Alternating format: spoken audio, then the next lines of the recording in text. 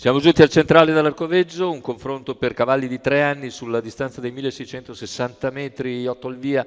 Giselle Trio, Gaia Truppo, Ginger B, Giotto dell'Est, Gisela MG, Good Night SP, in seconda linea Gattuso, Granada SLM, corsa molto aperta, vediamo le fasi di lancio con tentativo di Ginger B di assumere l'iniziativa, ha sbagliato invece Giselle Trio, parte leggermente discosto Gattuso, cerca di accodarsi in seconda posizione Giotto dell'Est, operazione che riesce, rimane invece in terza posizione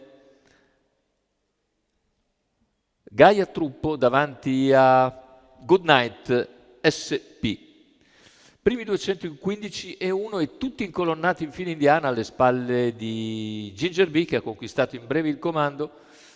Francesco Facci in seriolo che completa il quarto iniziale in un tranquillo 31,3.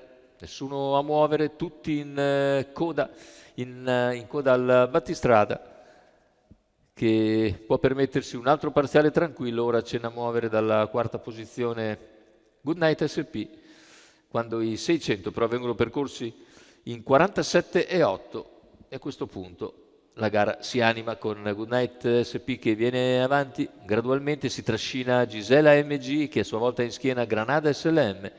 Gli 800 in 1-3-3, ancora un 15-5 con un 32 di secondo quarto da parte della testa.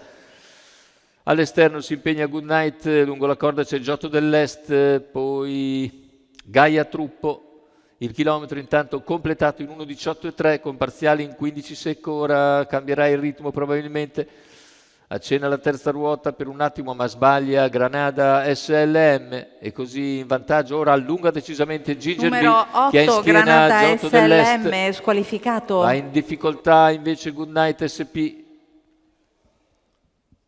e soltanto il Giotto dell'Est per il momento segue Ginger B che allunga.